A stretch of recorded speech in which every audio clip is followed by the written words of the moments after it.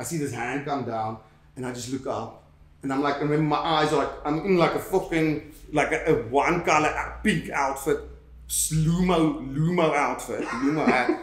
My whole eyes like a pupil, and I'm like, look up, and I'm like, and it's like, and it's Bear Grylls, and he's like standing here, and I'm like, look, I'm getting goosebumps. I'm like, is this real? What the fuck? Yeah, now you're going, are you ready? This guy just look like Bear Grylls, and as that happens, this guy, and I'm just like, I'm like, I don't know what to say. Imagine from Bear Grylls' side, he came in and he was like, he's like, there's a highlighter. What the fuck is going? What is this guy? Like fucking this massive hat, like fucking looks like tripping. Is like just like an alien in the room. Like a fucking scared, like fucking cat or something. And they just go and fetch him and they're like, cool, gotta do the show. They put me in like a scissor lift, and I'm like in the scissor lift sitting, and there's like a thing over me, and they're like, okay, cool. As the song starts, you guys are gonna come up, and then you're gonna fucking, and then it's gonna be like, you gotta start the song. Like, so I'm like sitting in this thing, and I'm like, fucking, okay, cool. I lift up, and the song starts. And as the song starts, I come out, and all 2,500 people, they've given them the same hat as me. So there's like 2,500 people that look exactly like me. I've just seen Bear Grylls. I'm fucking coming out, like I was saying, I'm fucking tripped. Yes, it was the most fucking intense. I was like, I can't even make this shit up. It's like meeting Bear Grylls grilled, yeah.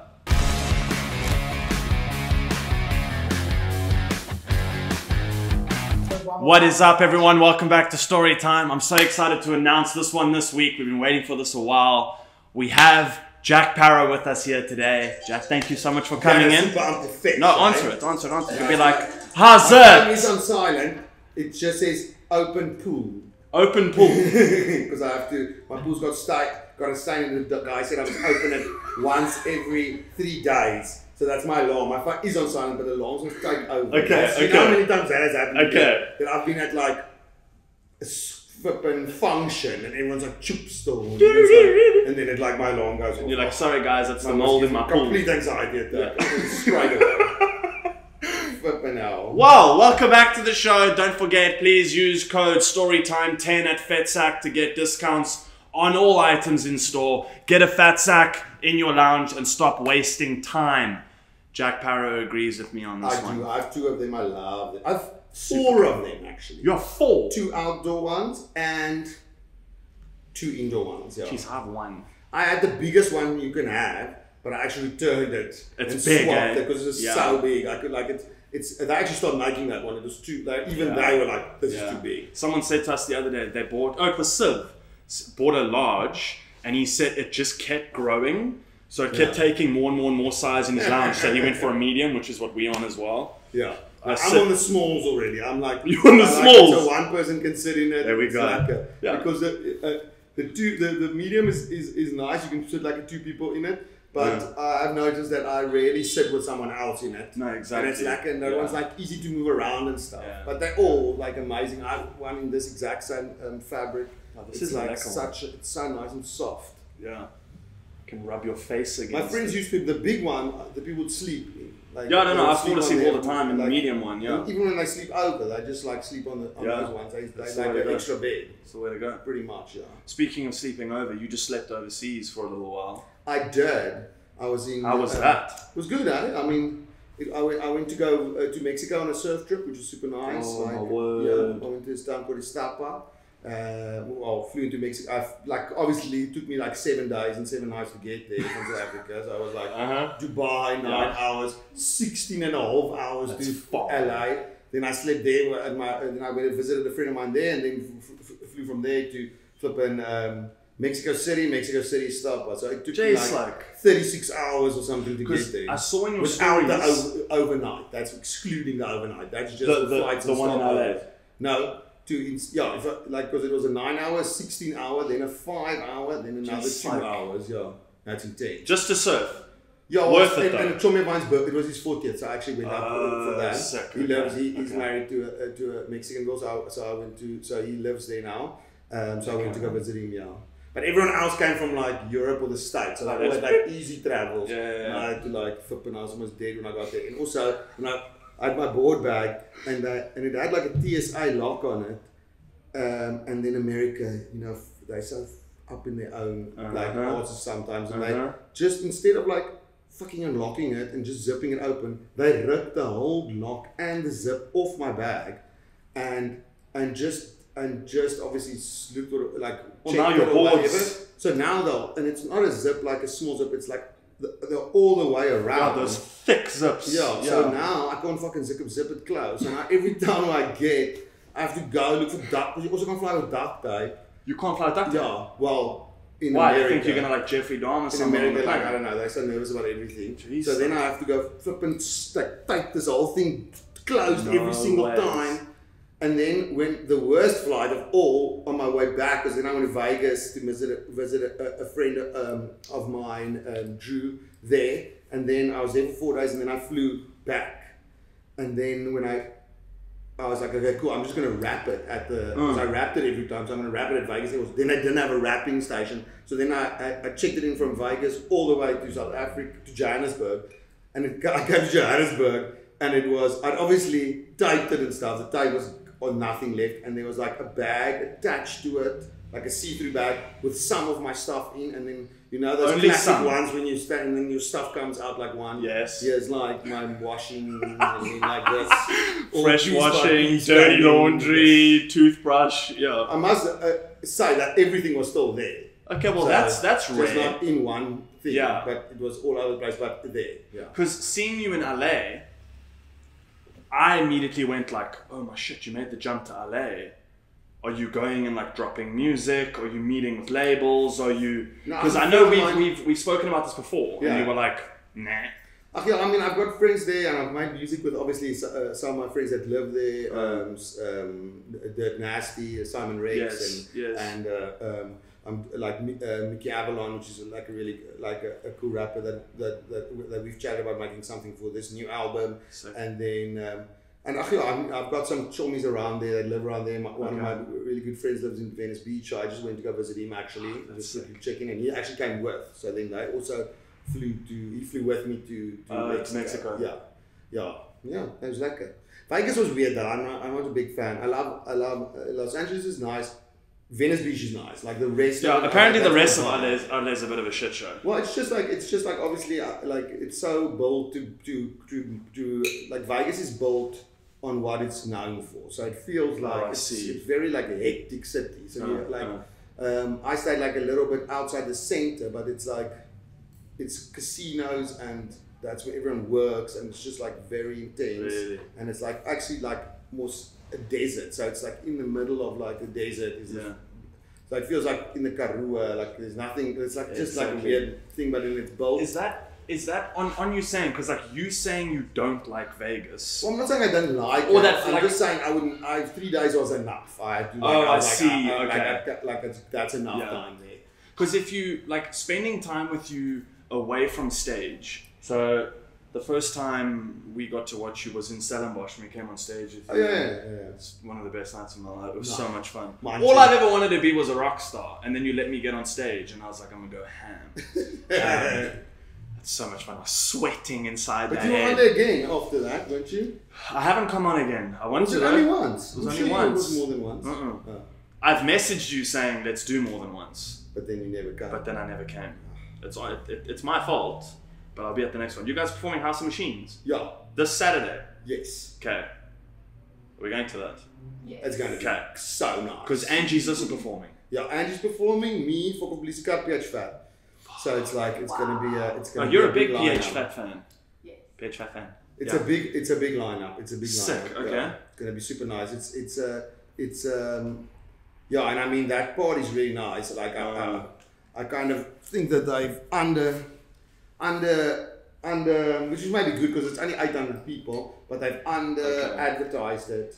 Like on purpose? I don't know, but because I was like, I can't believe that isn't sold out yet. Yeah. But then I'm like, everyone thinks it's inside House of Machines. I'm like, all those bands inside House of Machines are insane. What, so they're taking the whole street? street? We didn't buy tickets because we can't get into House of Machines because obviously, like, 50 people can get into my house. Exactly. And if there's like me and for all these kind of and all of that, like inside, it would be absolute nightmare. So what, are they taking the street? Yeah, so Blockland Street. I did it as well. Just was it not last year, the year before? I think I did it. It was just as the first, like just before the second lockdown. They had like that little gap in the middle when we had parties. So it was like, and we had this. It was that party. It was the last party I actually played before everything got shut down again. And it was super nice. Yeah, it was so good. It looks like a jaw. Yeah, no, it's great because they block off that street, and at the bottom they put a big stage, and then it's insane. It's really cool. So we interrupt this episode to thank our partners, FetSack. FetSack wake up every morning with one goal: to make the world a more comfortable place. Our ultimate goal is to make one-of-a-kind, quality, practical furniture that brings a little extra comfort and ease into your life. So if you're tired of sitting on a shitty couch that's rock hard and you just can't get oozy and comfortable into, come to FetSack, use the discount code below and make your purchase. Are you performing the new music there this weekend? I will do some of it. I don't do much of it because like I don't want to I'm kind of want everything to be done by the time, but before I release everything, before I start doing everything live, I want everything to be released. I do some of it. I do like Demona, I do my Sympathities because Angie's there, and I'll do like Role Model. There It Is. I do like There It Is. Do you say role model or role model? Role model, but I don't think I'll do that one. It's also difficult because there's so much. There's only so much I can do. Music. We were saying we did a trip down the West Coast and had role model. Sorry if I don't properly. Playing all weekend. Nice. And we realized you woke up and chose Violence with that song. Yeah. It just goes It's a lekker one, thank you. Yeah. It's a perfect like live performance song of just everyone losing their shit. Yeah. So I'm so excited to see But you the last perform one that drops on 22nd of February next year. Then I'll do everything. Then it will be like I'll tour that whole album. Okay. But I don't want to do it piece by piece because it feels like I feel like it's a strong album that it will be nice to just. And it's not. I mean, it's December already, so it's like another 3 months, and then in January I don't play shows in anyway. So it's I have to first of all rehearse all these fucking songs. That's always the most difficult part because I'm super useless at that. Really? Yeah, I've actually started like leaving. At rehearsing? Well, I'm just learning songs because also people learn a normal song. I saw that with Yevils and Ties. So the first song that got released on an album of mine, like a proper album, was Die Verrassing with Yevils and Ties. Yes. And then I looked at the album cover because then those days people still put all the lyrics in the album cover. The little like booklet. Yeah, and like all my lyrics for Verrassing was one whole page of the album, and all the lyrics of all 11 of their songs was the other page.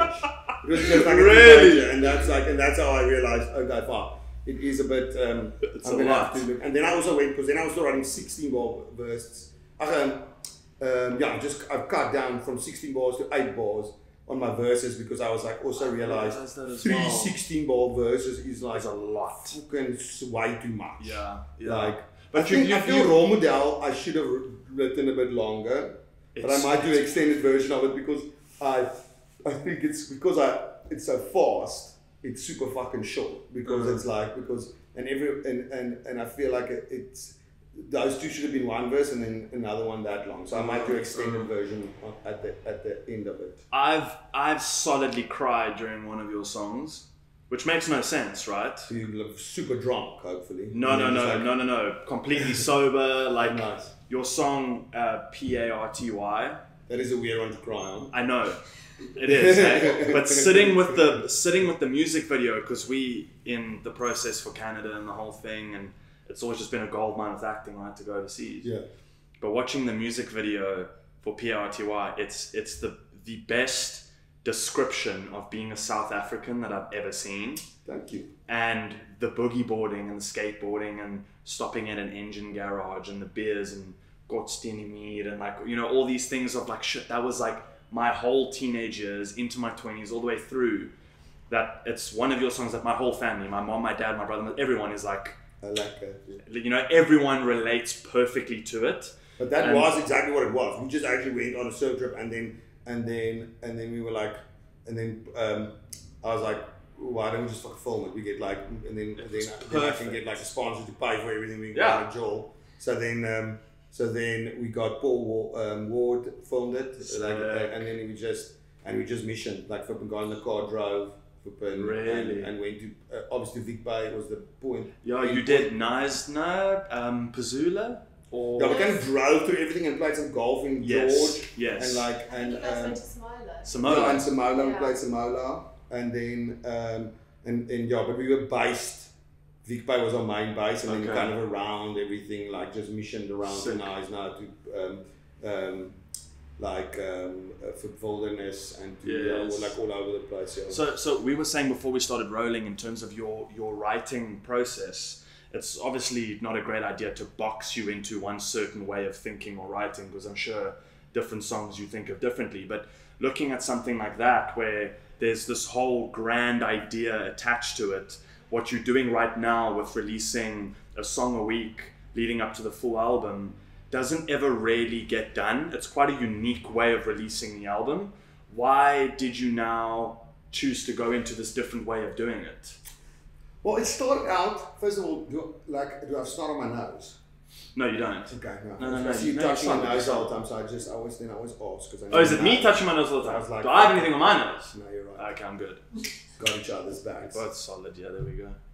So fuck yeah. So the thing was actually mostly just it started out for me just being super lazy and not being able to write the whole album like in one go. I just didn't have Okay. time, and I was like, when I started writing this album, because I went to this retreat in I was like in a bad like just mind space after COVID and just like going through a lot of like personal stuff and so on. So I booked myself into this retreat in Neisner Forest. Nice. Yeah, it's really amazing. It's like, you know, like it's really really cool. You know, it's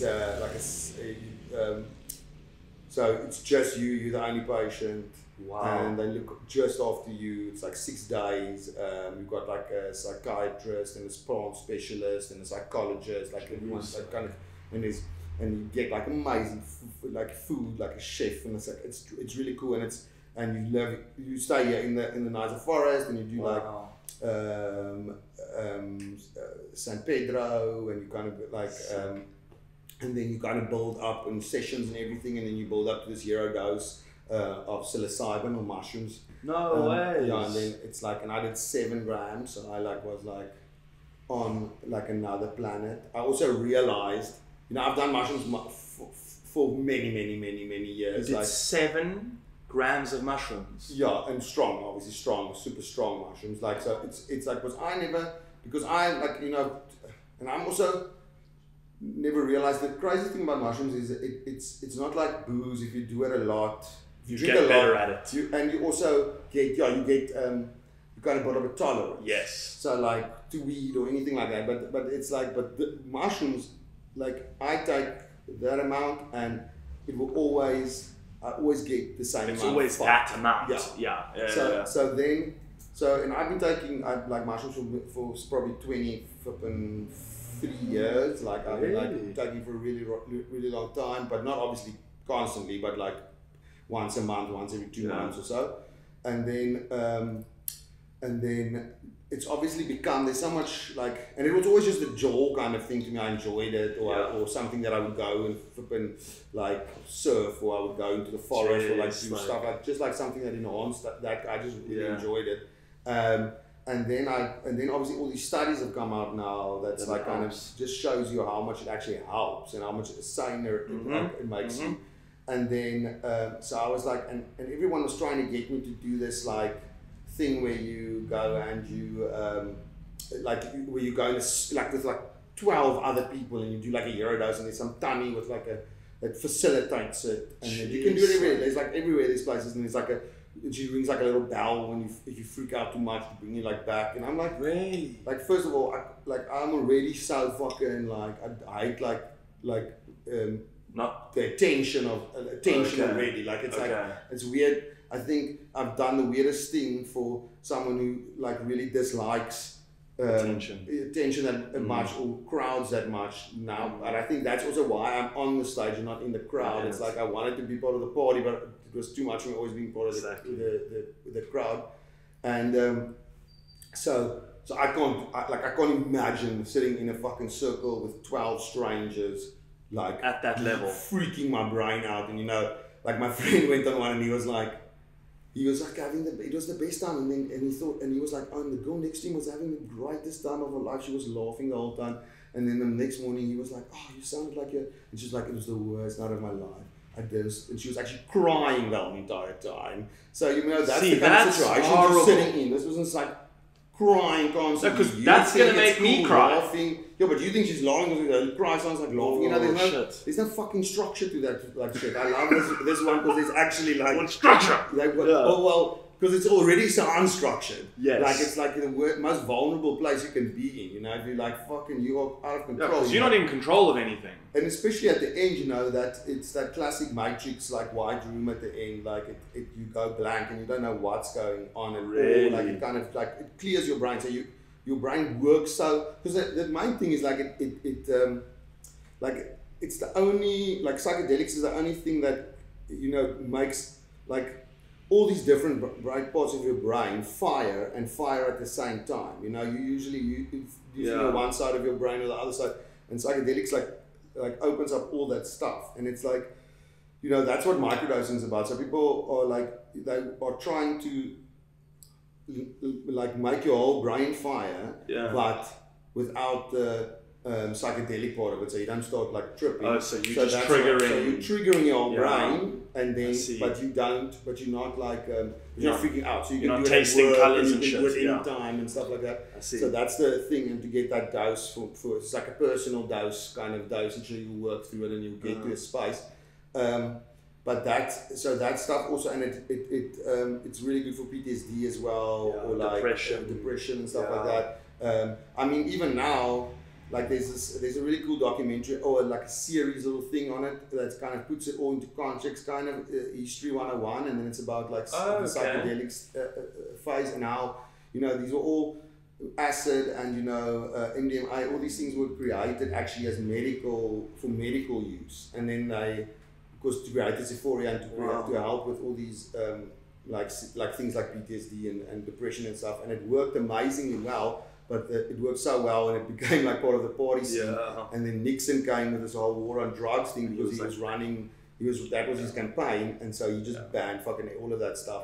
Like I'm not saying like everything should be legal, and there's a lot of fucked up shit, but there's the clinical use of things like acid and MDMA is like it's proven to do wonders. On that show they also go and they do like they show how this from Afghanistan, like all these guys with PTSD.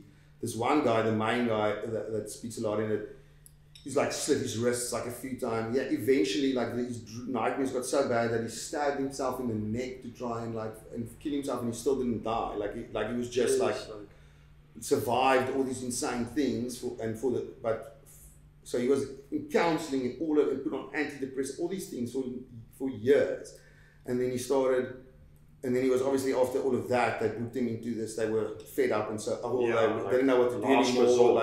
Put him into this trial, this MDMA trial, and within 6 months, he basically showed a 95% success rate of like microdosing and small and eurodosing like MDMA.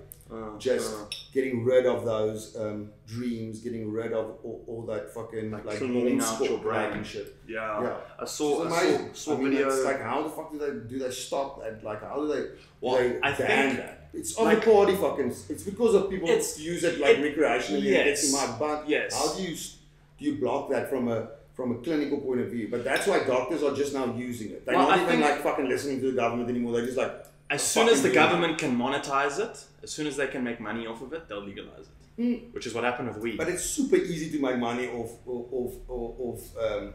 medical. Oh yeah. Like if they do acid and MDMA, for example, that is completely like it's like obviously manufactured. So it's like anything, it's like fucking Mybuline. It's like you can completely monitor that and monetize that. But anyway. And that they can control how much they make, so how rare it is. So but that's what I think doctors and psychologists and psychiatrists they just like fucking over it. They just like using it in any way, because your job is to give you, because like something like especially for someone like me, it's difficult, and like for like us, it's like you know, being creative. The problem with antidepressant is like, you know, it's built to all it does, it doesn't give you any highs, but it doesn't give you any lows either. So, and you know, if you're being creative, you need those. If you're like a fucking accountant or you're something like that, you maybe don't need those, and then it's fine. Like I'm not. Like, I'm just picturing an accountant coming into I work like.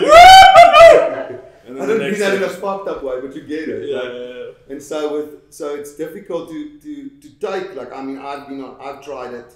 And I couldn't write anything. I just like destroyed and I didn't even know about that then. I just was this coming out of COVID? And then between that and I had all those other things, and between December or January, beginning January and I went on the retreat on my birthday on the 22nd of February, and it's called Awaken the Journey. You must check it out. It's super cool. But it's Awaken the Journey. Yeah, I'll send you a link, and then it's really amazing. And then it's so then I was like, okay, cool. I'm gonna I just needed something. My doctor was like, here's something just to level you out till you get to the retreat.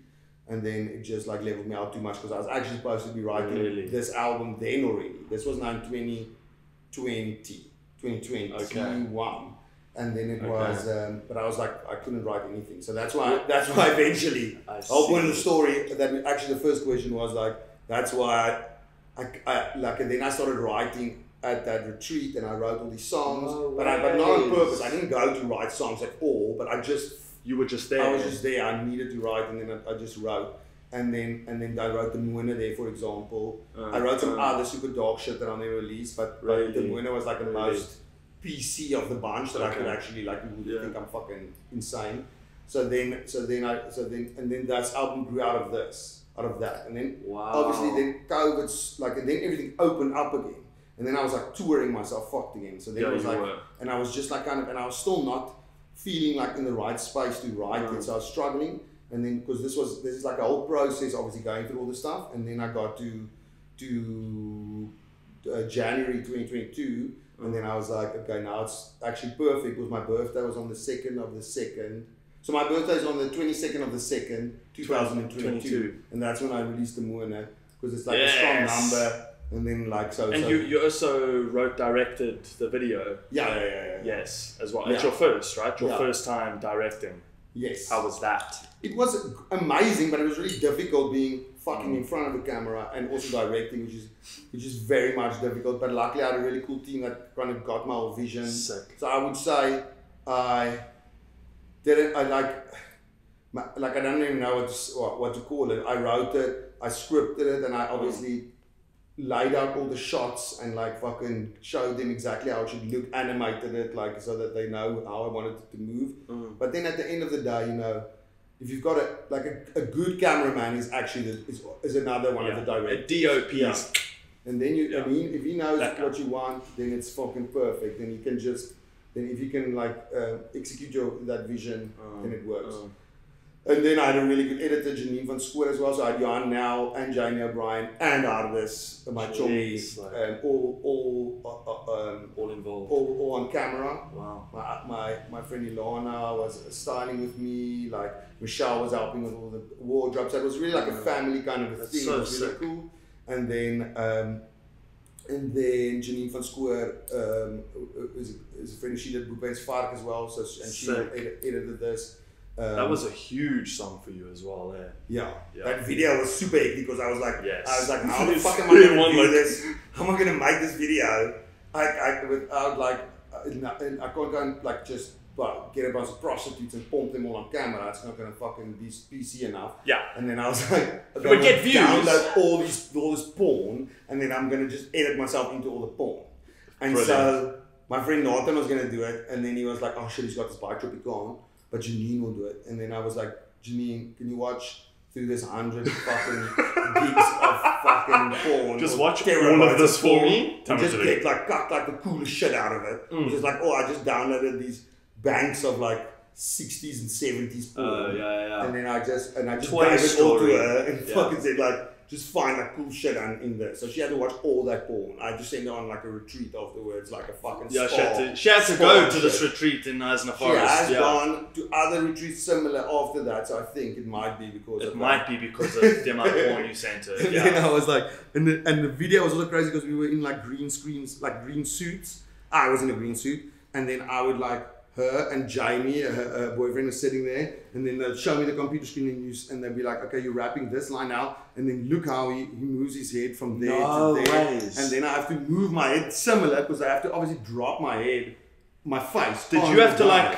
So I have to like yeah, and I'm sitting in this fucking small room that's all green and like me in this green screen suit watching porn with this fucking like it's like so fucking crazy. That's so sick. So the video was completely cut obviously, and then I just had to comp me in my face into all of it. Yeah. But that's Then that's it came out fucking nice for it's awesome. for how insane that process was. Yeah. And there was usually now you can fucking face swap and fucking. Oh, you just put the stickers. Yeah, and it's like all that stuff. And then you A for away. But we didn't have any of that fucking shit. We just like. No, but this is such a better story. Do it. If you're tired of wearing like really crappy, make your fingers go green jewelry, head over to Clocks and Colors for something unique and special. Clocks and Colors are based out of Toronto, Canada. They specialize in detailed, handmade 925 sterling silver accessories. They also offer other products like handmade leather hats and homeware goods.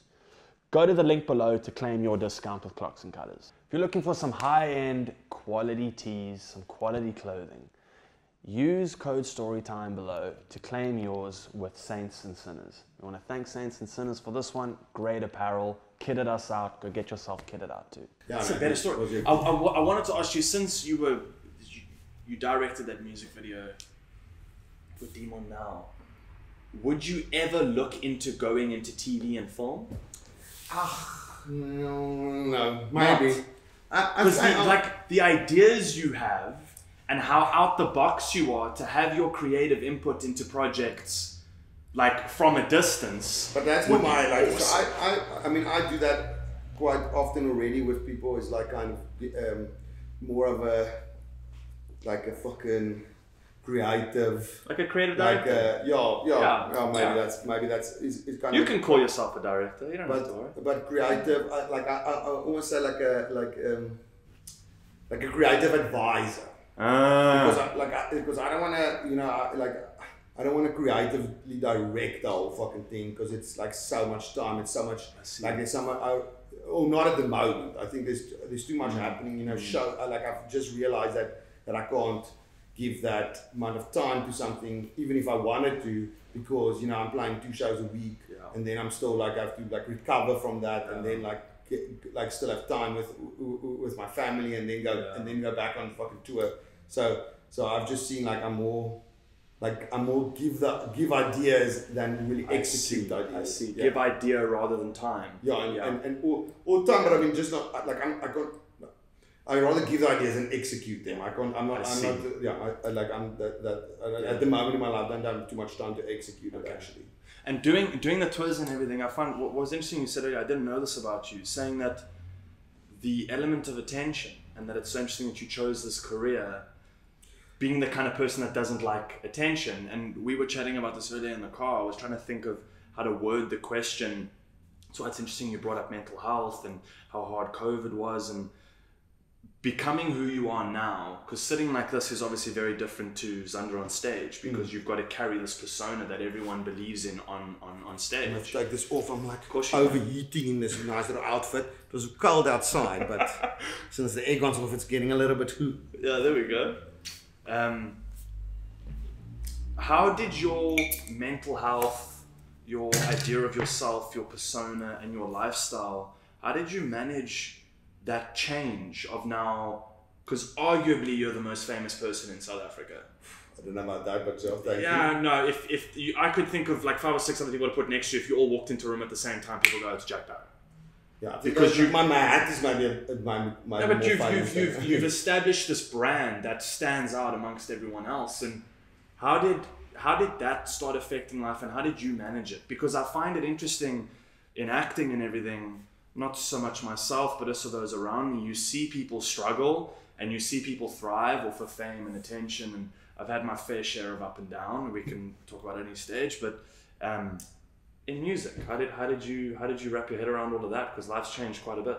Yeah, I mean, I think I had lacquers around me. Like we all kind of got like fucking famous at the same time. Like all of our friends. So with that whole MK movement, you know, me, Football Sicari, it was Fantasties, you know, all these, like Aiking, there was like just all kind of chummies touring together. So that was really great to have that whole structure from the start. And it wasn't just me on my own missioning. And it stayed like that. I mean, fucking Wynand became my manager eventually, and like from Fokov, and like, and all these people, my team are still my team, you know, the guy's done Marvo's, Mashant has done all my album covers. Like we still fucking like best friends, you know. I'm like all these best friends around me, just having that was great. And then I just had to obviously learn how to do all these things as well. I had to learn how to do interviews. I had to learn how to like after the shows, like talk to anyone basically. But now you know I've been doing it for fucking like I've been like like making music like for like 22 years. Jeez, and I've been like famous like for 14 years. So I mean, jeez, there was a solid 8 years of not like I don't like the word fame. It feels funny, but like attention to your material. Yeah, also it was a slow. I like it that I kind of slowly started out. So at first, for the first 8 years, I was just like mostly rapping at fucking taxi ranks, and I was like the only white light with all these coloured and black dudes were like, and that kind of took me under the wing. Someone like for example, Bras van die Kaap, like Judas Brown, Garlic Brown, Judah, and like Isaac Newton, Scallywag, all these guys were all like really renowned Afrikaans rappers in that scene, and they kind of took me under their wing, luckily, which was super nice because then I could go to the taxi rank in Mitchell's Plain and rap there, and I would only now and then get fucking pushed or something, but most of the time it was fine. Yeah, and I would only there was sometimes there was nothing really happening. I mean, when I started, there was still a scene, that old dope movement with like Max Normal and like Cybot and but it was mostly, but then it was like kind of a cool scene actually in Cape Town. It was very much like the Jam was still Mercury before Mercury the Jam. It was like the Jam, and that was still happening, and there was like the Bayou and Obs, and it was very much like a kind of an underground scene happening. So it was cool to kind of mission because there was no pop scene really. Everything was quite underground still, and the only pop scene really was like Afrikaans pop kind of a thing. Yeah, like that was like Alweer van Jaarsveld and all of like, those guys, yeah. Or like international stuff like Now, and Bump and that type of shit. Just remember like Now CDs. Yeah. Now 1,465. I think it's there now. Jeez, like But so flipping, so that was like, so I kind of just got in that scene. So it was a slow. I kind of slowly got into it. I wasn't like a, you know. Not that I say anyone really, but it happens to some people who come and disappear. It's like overnight kind of a success. It's difficult to handle, I think. But because I had been writing shit for so long, and I was already I've already like learned all of those skills. I didn't just write one song and was like, oh, it blew up, and then oh fuck, I have to write a second song, a third song. So I just kept writing, like I was already writing. Yeah. I was already trained in that, which is the most important part, having that like structure. So then I just pretty much continued writing in the same style and the same vibe, and I'm still like I've always progressed in style, I think, but it's always been like one kind of a journey. And the only thing I had to learn was like to fucking have to deal with all the other stuff and the whole. Other than getting the shit kicked out of you at taxi ranks, did you experience hate towards what it was that you were doing? No, definitely. I mean, I think being the only fucking white kid in a time when it was, well, not a time, but it was still like, you know, I feel it was much more like intense like that time. Yes. Still that cultural fucking like cultural gap. What are you doing here? Yeah. Now it's like nothing. Like I mean, it's much more. It's almost like you're the Eminem of South Africa. Well, fuck. Yeah, maybe. I put it out there, now it's a thing. Yeah. But yeah, it's just like, I think, but once again, having like really cool people around me, like those guys looking after me and stuff, and that was good. That's sick, Yeah. man. And because it was like, I mean, Eminem wasn't even out yet, True. yet, so there was no really fucking white guys rapping, Yeah. like especially in Afrikaans. It was fucking Yeah. like really like weird. But yeah, flipping it was. We don't have to tell the audience about the phone call you got from M when he was like, "Yo, how do you do it?" It's okay. We'll talk about it later. Don't worry. Yeah, no, 100%. I wrote down some questions that I wanted to swing at you because I didn't want to do questions that were just like, so when did it all start and how do you feel? I wanted to do questions that were fun and were just a little bit crazy. Cool. So we're gonna play Fuck, Marry, Kill. Okay. Okay, you played that before? I have played that Okay, before. sick. So I've got 4. You're a He-Man fan. Yeah. Yes. So first question. Fuck, marry, kill. He-Man, Skeletor, and Teela. Fuck, obviously Tila, marry, Skeletor, kill you, man. Really? Yeah. You choose Skeletor over He-Man? I like it. I like Skeletor. You've got a lot of the figures from... Yeah. I- Skeletor always has a good sense of humor. Man's so He's fucking got a serious badass and outfit shit. as well. He looks badass. Yeah. Fucking goofy as fuck. And he's funny. And he's funny. He's like And the he has, comedic jokes. relief of the show. Yeah. He man's like fucking serious Yeah. and just not like Yeah. And he's too just into himself. I wouldn't super want to be into himself. married to him because it's just all about him. Exactly. You know? And you've got to be a giver in a Yeah. marriage, you know? no exactly no, exactly. Number 2, Malcolm Marx, Stephen Kitsoff, Ibn Itzebeth. I want to kill any of them. It's so sad. I know, but like you have to find you have to like try to think of why you would.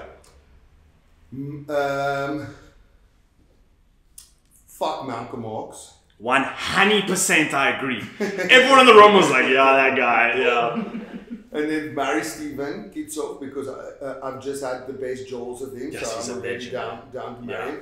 And then fucking I'll have to kill Ibn Itzebeth just for the reason that almost like a fucking primal fucking fight to the death because he's the most hectic person. Yeah, exactly. And if you're able to pull that off, it's pretty near impossible. Yeah, exactly. But if you're able to pull it off, everyone would be like, oh my word, Yeah. like you took down the biggest man I that's know, I ever wear walked like this Africa. massive skull around my neck and Yes, shit. yes. That's a great answer. Fuck, my kill. Music, braai, and beer. Kill beer. Okay. I'm not the biggest beer drinker. Only Superbock. I love it, and I love some beers. I do love some beers, but it's not my go-to Okay. because it makes me quite full and almost bloated. tired after a while. I want to Yeah. go out and drink beers all night. But a lot of my friends are just like pint after pint. I can not do that. I also think I've bullshit myself that I like beer because I also get incredibly duck if I drink beer. That's all the time. thing. Yeah. So Okay, so you've killed kill that, beer. so now you're super in shape. Yeah. And then you've got music and braai left. Marry music because I'm fucking sorry. I'm already married to it, and just fuck bra Because we all already do. yeah, it's just on the weekends. There you go. Yeah. Perfect analogy. That's your little side On side side, boy. Yeah. Braai on the weekends. Exactly. It's your weekend doll. I asked them this. If you received $1 million for every inch of your member that you removed, how many inches would you remove? But do you remove it? How does it work? So- Do they take it from the bottom and then you still have the head, or is it like so? So you'll always still have the head. Oh, no, it's okay. Cool. Yeah. So choose. You can work from bottom, or you I don't can have work. inches that well. How much centimeters in an inch? Oh shit, that's a good question. Because I don't know how many centimeters in an inch. I'm gonna say 2 centimeters. Okay. So I'll say at least like 3 to 4. 2.5. Okay, same. I'll do like 3. 3. So you got $3 million, Yeah. and you've lost 7.5 centimeters. 7 billion rand. So Yes. It's like 100 billion rand. So I'll be So you kitted. yeah. If the currency was rand. No. Suddenly like, nah, screw it. What would be your go-to? It is weird because fucking like long ago it was like being a millionaire. It was like now it's like fucking most people are millionaires. You want to fucking be like a now you got to be a billionaire to be impressive. Like a billionaire to be South African rands, especially to be impressive. Yes. Yeah. So rands no go. No. Dollars you trade. Yeah. And it's crazy. Me being in the States just now, it's like fucking the highest a dollar ever has been. I think it's like 19 fucking. So it's basically double. Yeah. Everything's like double. But it's also insane. it's still the same price. So if you were there like a fucking year ago, it was 14, and then everything would be great. And now it's like I still buy like it was then, and then I'm like, oh my fuck, I spend so much fucking money. Especially doing Vegas and LA. Yes, it's like the two most other than New York, I think, right? Like it's super expensive, but I'm like a toy. The main thing I spend money on is toys. Because I'm like a big toy collector. I get like Target. You must have found the sickest collectibles. Yes, Target is my favorite place, dude. I go from Target to Target because I have so many exclusives, like especially, and they do all the Monsters in the Universe. They even do the Super 7 toys, which is quite a fucking niche toy. And they'll do like Kid Robot stuff, like the vinyl toys. They do like, which is weird because Target's like basically like a fucking, like a Pick and Pay or something. Yeah. Like it's like, and then they have all these fucking like really fucking cool That's so toy sick. collections. Why haven't they made one of those, is it pop heads? Bobbleheads. What are they? Bobbleheads. Yeah, they're like with the like super duck head and the tiny body that everyone collects. Why haven't they made one of you? They have actually. Remember, there was a company that did one of like Gareth Cliff and like for yes, and they did approach me, but I think it was like kind of at the end of their like thing, and it just never panned out. Yeah, but I did make a really cool flash disc of myself, which you did a limited run of, and then you could buy it, and you'd have all 6 at that point, all 5 my albums on it as well. That's cool. The little Maniki, super cool. I got one in my house, so it's like pretty rad. I don't never. It's impossible. We'll do one of the pop things and then put you in this outfit as one of them. Yeah, exactly. Fine. Yeah. If you had to get rid of a dead body, what would be your immediate go-to? I feel like a pig farm, but I don't know if that's. But I have heard it works well, or like an acid. Like an acid bath? Yeah. Or just fucking bury it. It's like people in South say useless. I was about to say. Fucking bury it like in your neighbor's yard. Yeah. I think it was them. Yeah. Have you seen? Nope. Dead bodies. We have this photo of you with. Nope. Have you seen dead bodies? I've driven past a few. I've driven past one. Yeah, it's rough, eh? But yeah, I've never had to hide one. I feel like. Yo, we were driving on the N1, cruising, and you know, on the N1 they've got the like section in the middle with all the plants. Yeah. 2 guys carrying a dead body in a blanket. We know because you could see head and feet. Yes. In a blanket over the N1, carrying it through the plants, and we drive past like. Oh my god. Dead body. Yeah, from like just before Canal Walk. Where the train track is on that side, from the train track coming across, carrying a dead body across the road. My question is, the other side of the road is the military base. Oh, they're coming from that side to that side? That side to that side. Well, it's both quite dodgy areas. Both are dodgy. Quite dodgy. Even the military base looks quite dodgy. It is. Yeah. That's what I was thinking. You could go either way. You could be coming from the train track and the like container field, carrying a dead body to the military, or you could see the military carrying a dead body to the train. You'd be like, yeah, okay, both kind of make sense. Yeah. I had one like this body must have been killed on this side of the road. No one's going to be crazy enough to carry it across the road. Yeah, exactly. Go the other way around. If aliens were real, aliens are definitely real. Sick. Who do you think should be the one to open up the first conversation with them when they arrive on Earth? Yes. I was going to say you for shits and giggles. How fire would that be? If they spoke Afrikaans, yes. But you could just teach them Afrikaans because they're super smart. Maybe. Maybe the Dutch also went there at some point. Exactly. In like the 1600s. Exactly. The Dutch went everywhere. And they came and abducted a Dutch guy and they all like, like also grown to speak all Afrikaans. There we go. I would love to do that. I think, I wonder.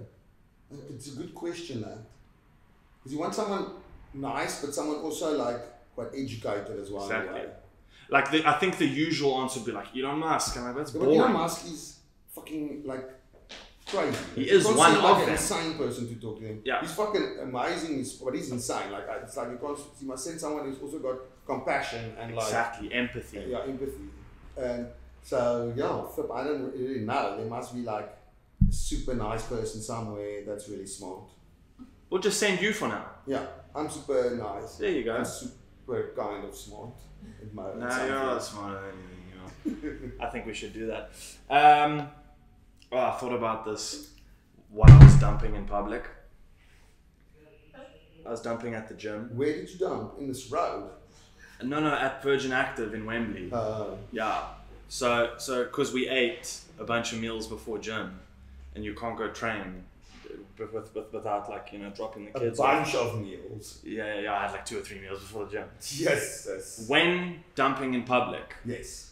is it worse to let out a huge fart that's like got like krach to it, and someone hears you, or is it worse to let out like a little like a gentle Just one do and what someone makes hears you- the gentle? Just make whatever's in your ass must come out. If it's rustig, make it rustig. If it's hard, make it loud.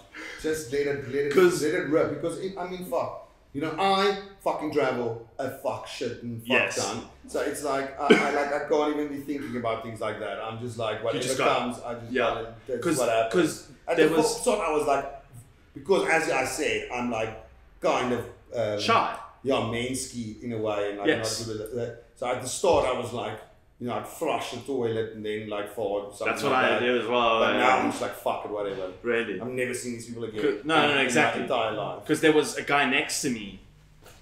Yeah, and that's also how I realized that because like people were fucking ripping shit all around me in like public toilets, and I was like, just gonna join the club. Just and go. join him. Yeah. Yeah, because the guy next to me was trying to do the like. He was trying to do the like. But people almost feel his anxiety. Yeah, he was through like, the storm. like trying to like just slide it under the door. Yeah. And I was thinking that maybe he had the idea of like, maybe they'll mistake it for something else if I'm just gentle. And I was like, yeah, but then you sound, like, if you let off like a fucking rah, then I'm like, just Yeah. this guy next to me didn't come to play games. Yeah. Must be Malcolm X. It must be Malcolm X. Yeah. Can't be Etzebeth because Well, you it's took a him out. bit, sorry. Um, I've killed him already, that's why. yeah, exactly. Skull and all. What's your favorite slang word for drunk? Just classic gesuip. It's the classic. Yeah, poes gesuip. I like jenged. I don't even know that. Obviously, you English people have much more. Yeah, words. we have It's weird like, ones, eh? It's poes gesuip, bro. And That's it. everyone gets it. And then it's like, Yeah, you yeah. don't have like different versions of Have it. you heard like baboon fucked? No. It's from Trav. Have you heard trolleyed? No. Not. No. Just, It's like, that's probably like a kind of a Claremont Ronnebosch. I think it is. Slang. Yeah. Like boys. Like upper. Like fucking sex. Yeah. And Oh, that's bro, I'm like so that. fucking jenged, bro. Yeah. One of those, yeah. Like, And you're just I actually getting goosebumps just when you said that. Like in that way, I was like, I'll never say that in my life.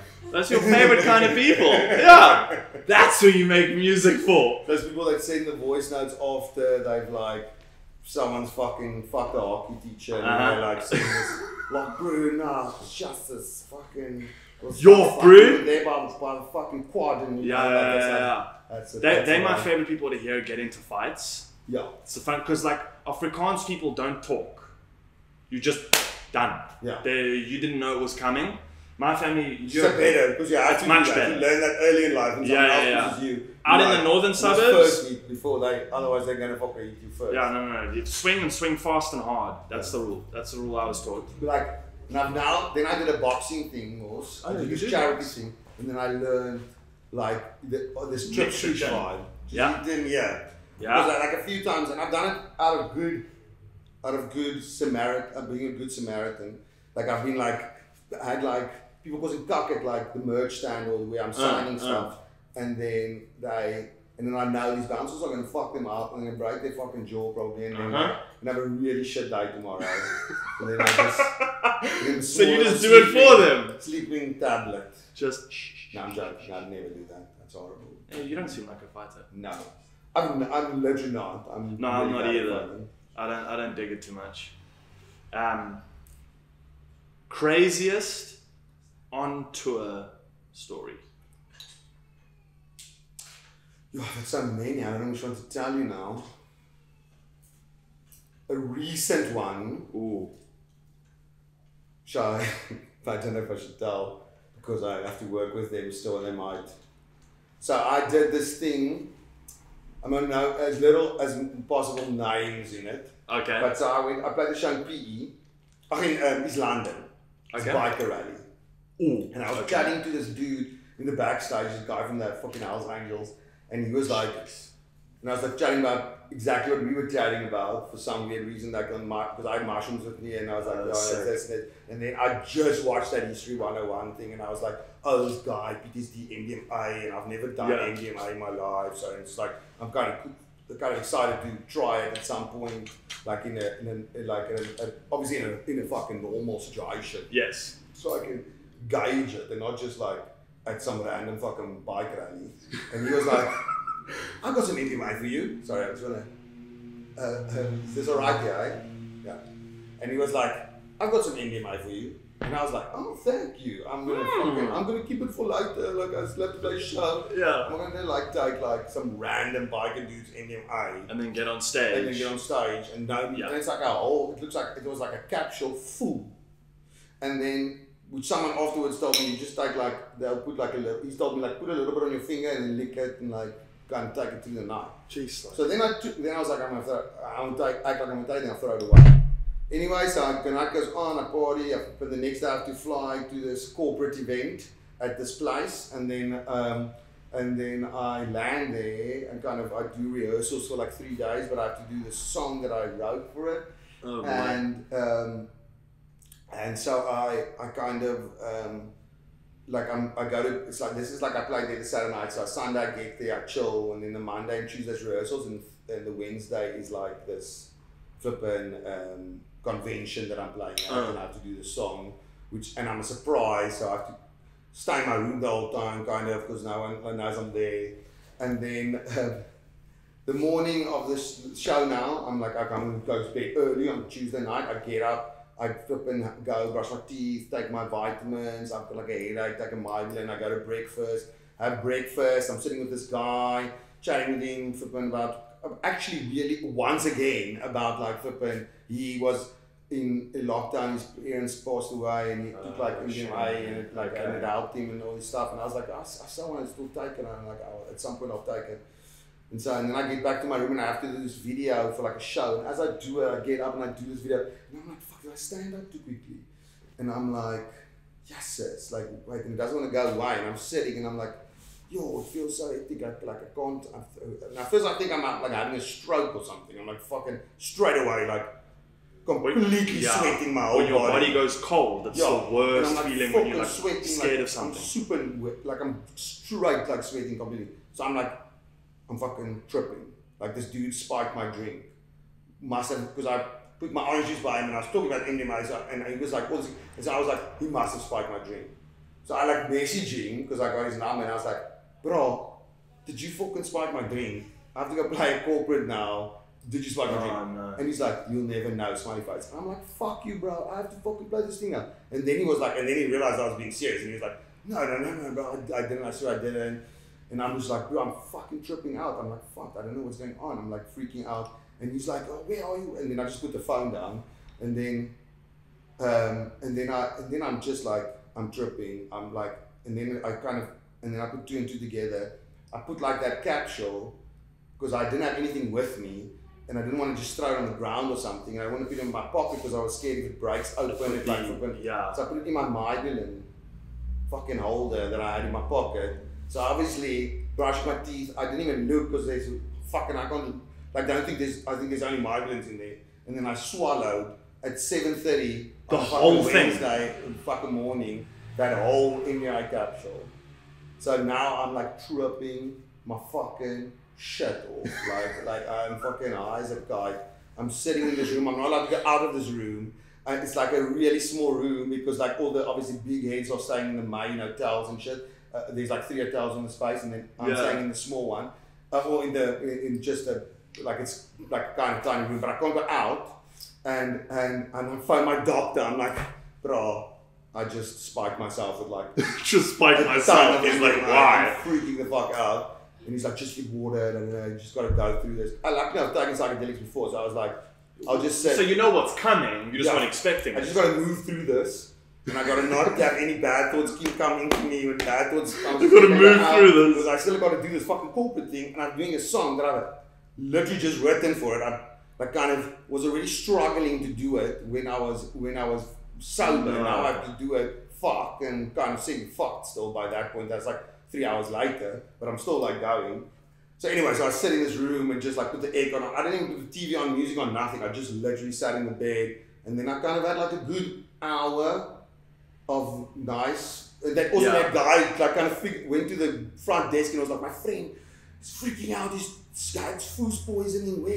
Give me his room number. So he bought me like a whole bag full of waters, and he just gave it to me, and I was like, cool. And then I looked in the mirror, and my whole pupil was like one whole black fucking thing, and I was like, okay, yeah. So I sat, worked through it. Then I'm like, okay, fuck, I have to go now, play this fucking thing. So I go there, and it's like I meet the CEO, and he's like fucking chatting to me about stuff, and I'm not just trying to not looking in the eye, so I'm looking. Yeah, so they can't see your pupils. At this flipping table with like the snacks, because I'm like acting like I'm trying to get snacks, so they can't see my pupils well. And as I'm like doing this, and they've made me like an outfit, like a full outfit that's like one color and a hat of the same color. And now as I fucking, people who are at it are gonna know who it is now anyway. But anyway, so I'm as I like this, I see this hand come down, and I just look up, and I'm like, and then my eyes are like, I'm in like a fucking, like a one color pink outfit, Lumo outfit, Lumo hat. My whole eyes like a pupil, and I'm like, look up, and I'm like, and it's like, and it's Bear Grylls, and he's like standing here, and I'm like, look, I'm getting goosebumps. I'm like, is this real? What the fuck? Yeah, now you're going, are you ready? I just look like Bear Grylls, and as that happens, this guy, and I'm just like, I don't know what to say. Imagine from Bear Grylls' side, he came in and he was like, he's like, there's a highlighter. What the fuck is going? What is this guy? Like fucking this massive hat, like fucking looks like tripping. Is like just like an alien in the room. Like a fucking scared, like fucking cat or something. And they just go and fetch me, and they're like, cool, gotta do the show.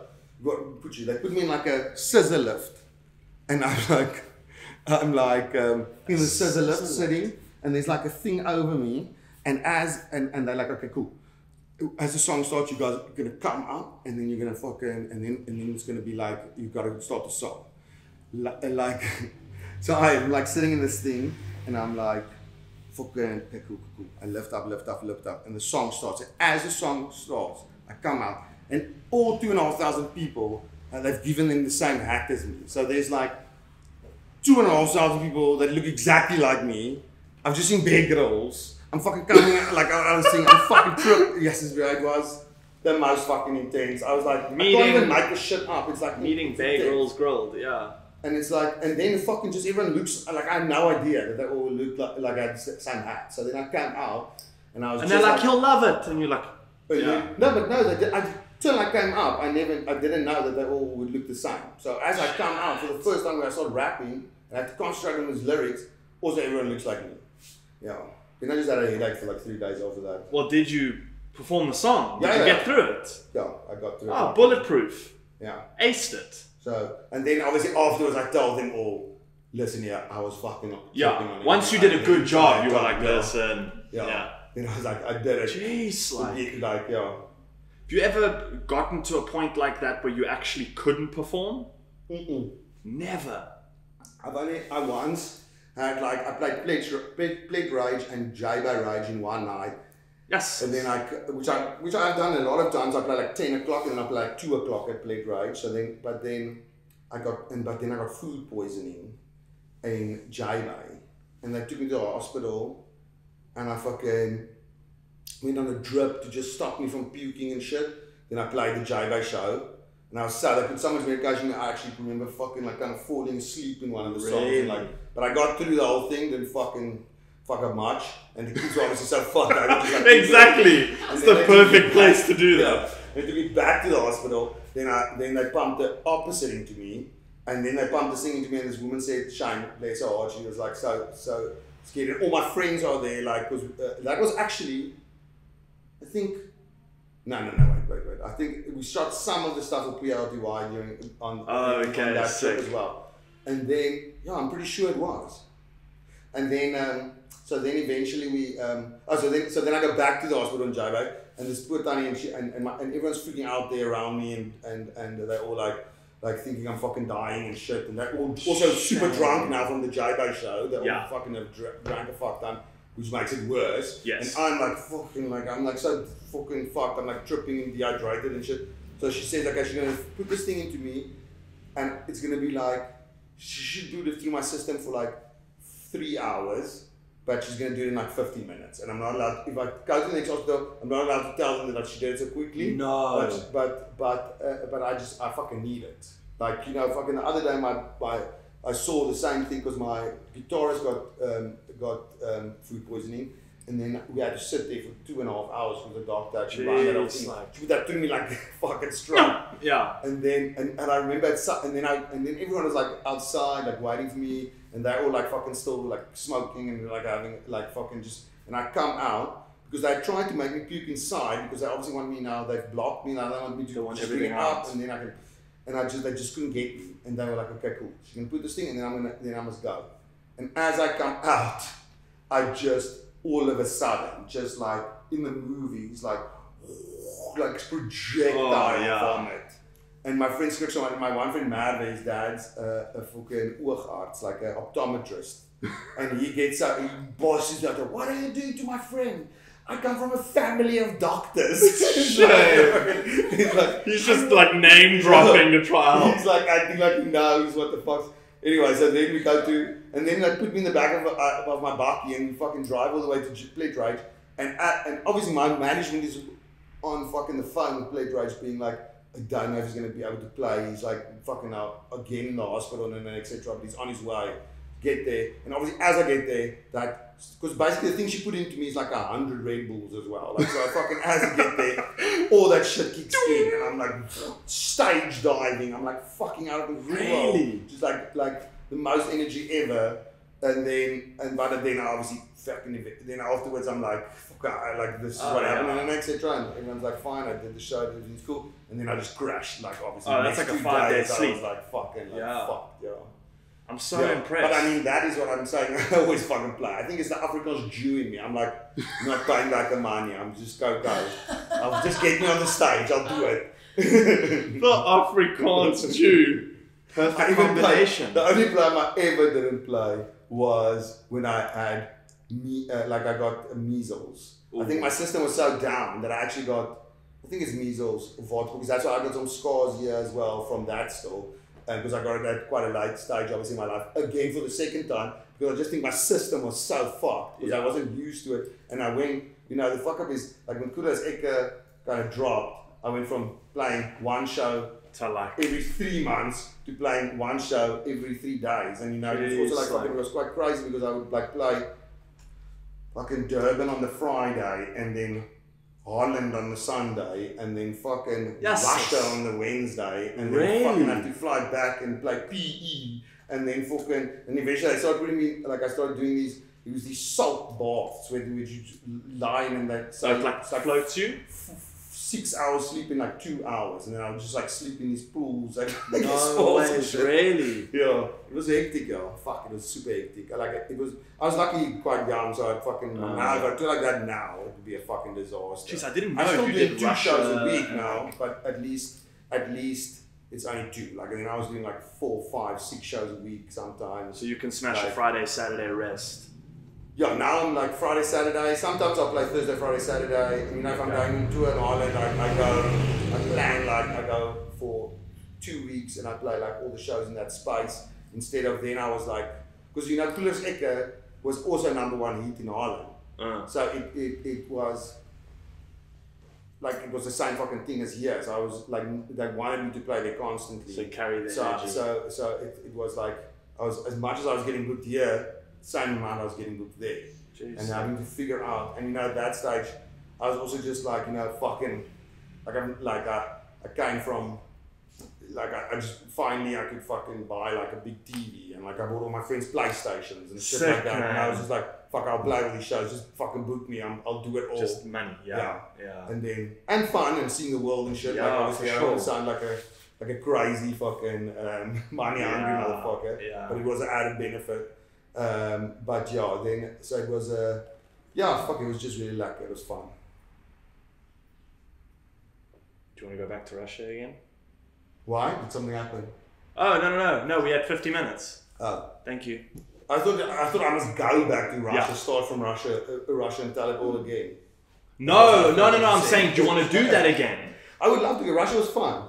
I just had no idea that you'd gone somewhere other than Europe. Well, I've done fucking like a lot of places.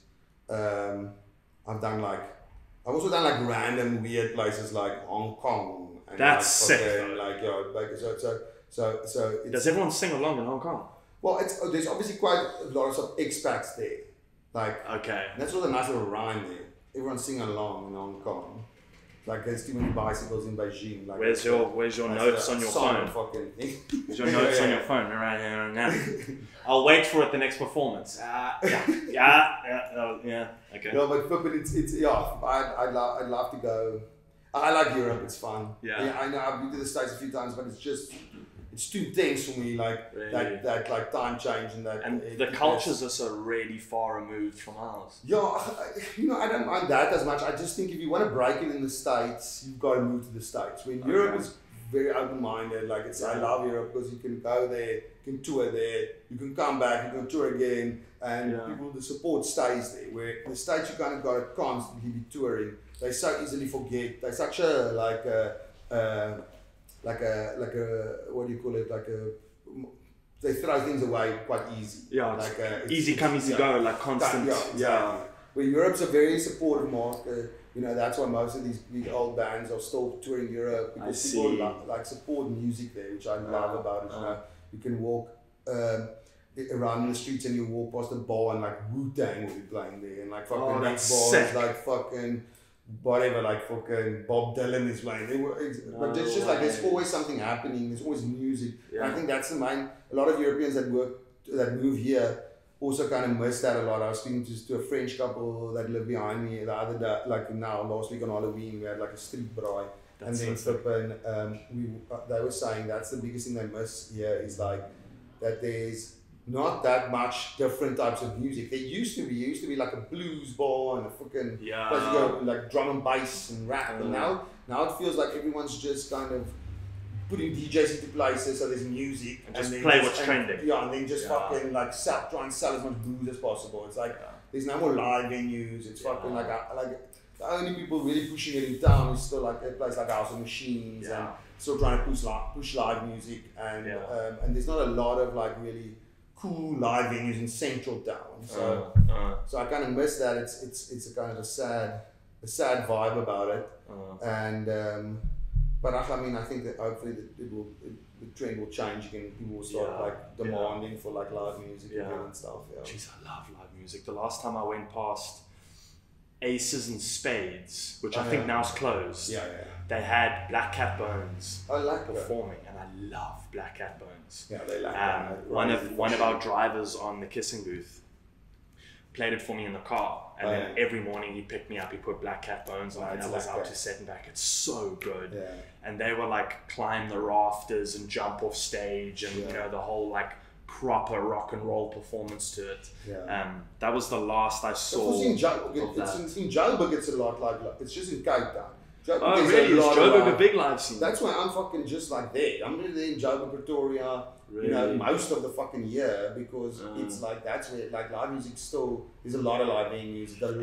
Angie was saying the same thing. She was saying Pretoria is huge on live performance. Yeah, it's like I'm lucky enough to be able to live here, but most musicians have to move up to that side because they can't afford obviously. The venues won't pay their travel, so they can't like fly up and down. I'm lucky enough to be able to fly up and down, But I mean, I play in town rarely. Fuck, I mean, I'm playing at House Machines now. This show. You gotta open the pool. What's this one? You gotta open the pool. Email Emirates. Email Emirates. Some crazy person almost flipping. Like I had this. Oh shame! I had this couple behind me on the flight from Dubai to LA, just 16 hours. So I was like, the first 8 hours I'm gonna work, and then the second 8 hours I'm gonna sleep. Sure. Yeah. And then at least I'll wake up when I get to LA, and I can at least be rested a little bit. And then if I fly to Mexico super early the next morning, so it'll be a good vibe. And then shame, they let these, like they should have had a chaperone. They let these like 95-year-old Indian couple that only speak Hindu fucking fly on their own, and which I only realized later. But as I went to sleep, they did the opposite. They just started freaking out. They were like, there's like, which I also figured out later because I found someone who spoke Hindu, kind of translate them. But for the first like hour, now I could understand what the fuck was going on. The old man wouldn't sit down, but eventually they figured out he thought there was insects on him. Like he was like, there's insects in the seats, he can't get up, there's insects all over him. He won't sit down. Dude, this continued for 8 hours. They wouldn't sit down. They couldn't, even in the landing, they couldn't get him to sit down. Like they had to force, because they can't also give him tranquilizers, because he's so old. Yeah. Jeez, maybe he took some of that MDMA you took. But then I fucking saw their pills when they got up, because they were sitting behind me, so then I didn't fucking sleep at all. And like, that was the start of a fucking crazy like set of events. And then when it went off, I was like, cool. Like, what am I? I looked on their seats when they stood up, and I was like, fucking shame. I just want to see if they took their bags and stuff, and there was also bags underneath the seats, and so I got the bags, I gave it to the air assist, and then I saw their pull things were lying there open. So I think they obviously had no one to help them, so they obviously fucking don't know when it's day or night. You know, I struggle to kind of figure out. You know, you have to go. Especially with traveling. Like I have to take this pill once a day. I'm traveling for 3 days or 2 days, say for example. Like, what is the time in my country now? It's like fucking light. I see. So I think they just took too many pills, and which I found out from another friend of mine later, because I told them the story, and they were like, that happened to their grandmother. Their grandmother kept seeing someone standing like in the room, and she would freak out, and then they eventually figured out she was on medication. She was on too high medication. Man. Okay. So these people were seeing insects on them and freaking out, obviously because they took too much of that. At 95, that's a and hell of a super trip. old, and there's no one looking after them, and they're on this fucking plane, and they're fucking insane, and there's like, they don't even have like a, you know, if that was my mother, my grandparents, I'd at least fly there and fly back with them, because you can't fucking like to let them fly Put from them on a plane. India to fucking America through Dubai. That's far. On a fucking plane. That's far. Super far. Shame. So anyway, that's why email. I've just tell them like they can't fucking allow that. Sweet, man. Allow that shit. It's hectic. The woman did say she was gonna log it and stuff, but Shame that you can't keep doing it to people. But I also have these alarms that I have been going for like fucking years, and I'm still fucking a message this person. Feed the parrot. We don't have a parrot anymore. One of those.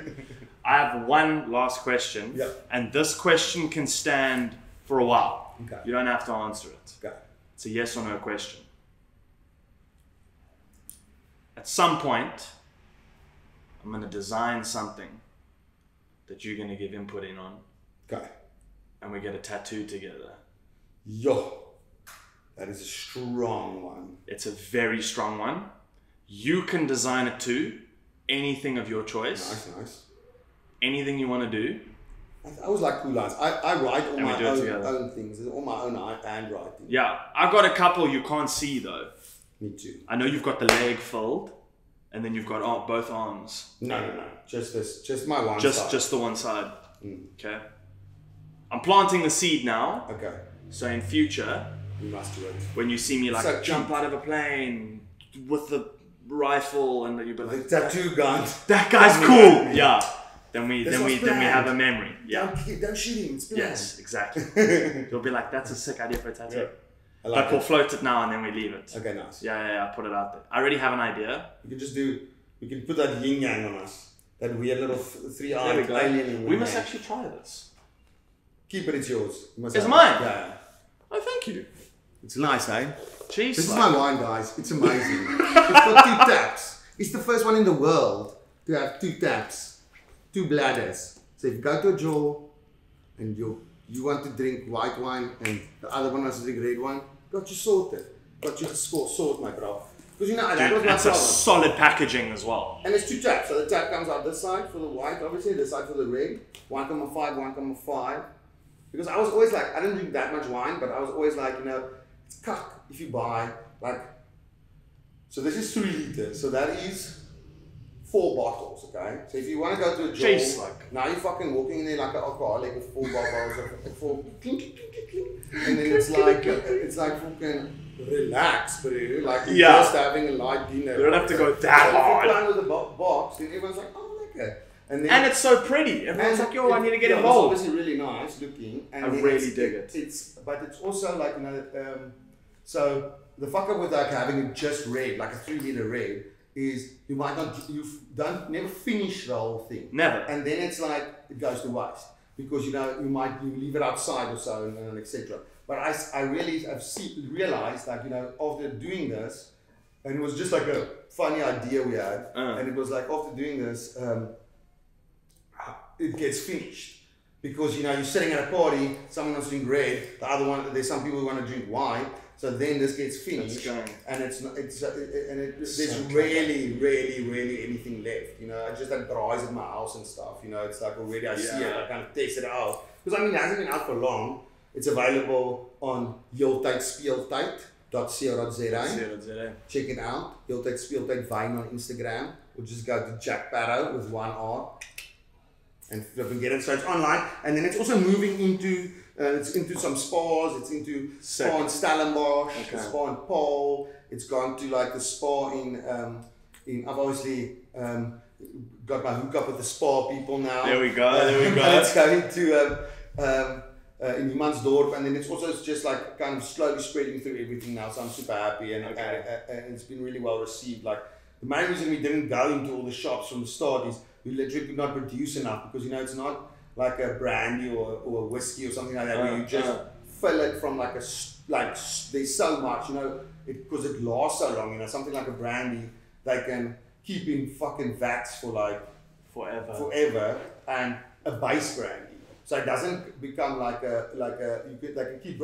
base brandies for quite long, and with this is like you know, wine doesn't. They make a wine, and then they make just a certain amount of it, and then that's it for well, there you go. So it's a really good wine as well. It's made up. It's one of the best winemakers in the world, actually. That makes a wine. So obviously it will change as well, like anything. So every year we'll get like a different wine. We'll get like a different, but it will be. That's cool. Yeah. Because now it's a Sauvignon Blanc. Yeah, and a Pinot. It even says Goeie Bikkie Roy. That was Marushan, great. Going from a family of doctors to designing beautiful. There we go. Beautiful boxes. I dig it. I'm gonna try it like now. Do it.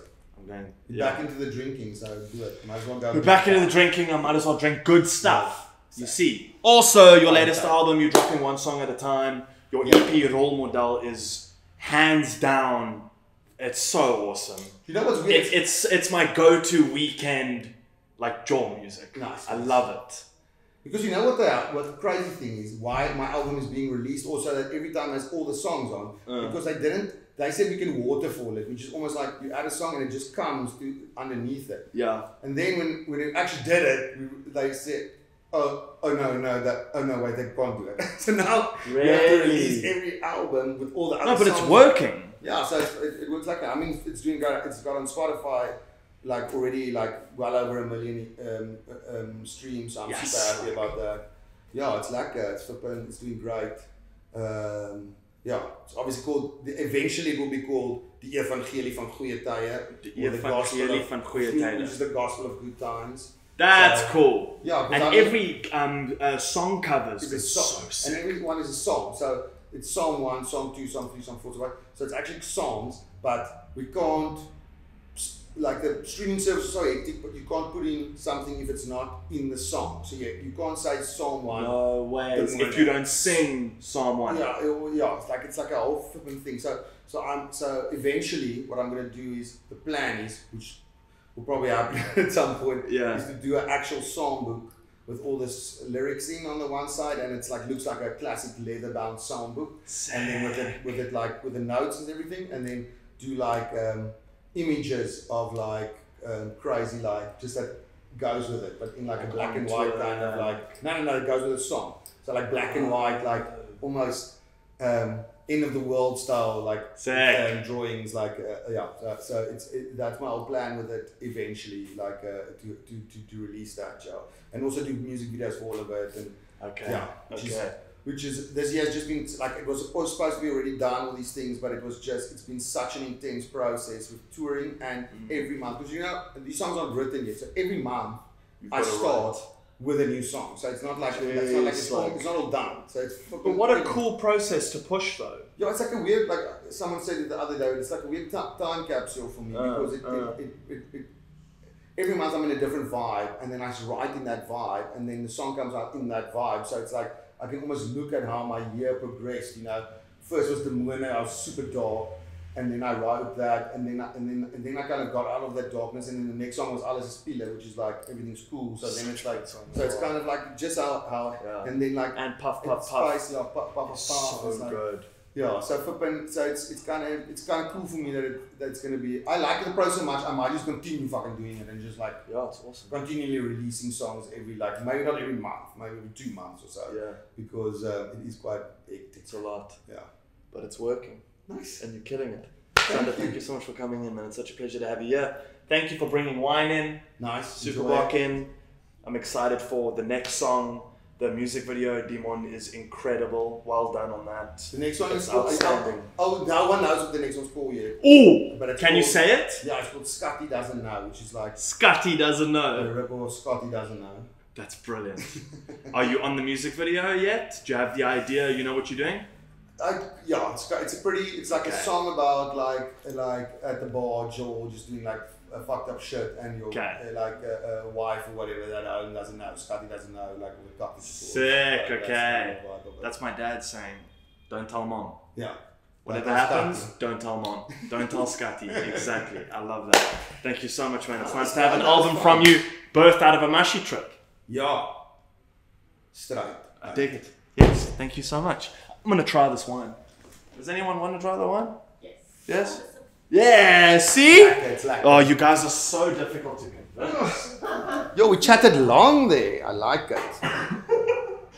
Welcome to the comfiest podcast in the world. We're here with Jack Parow and Heeltate Spieltate.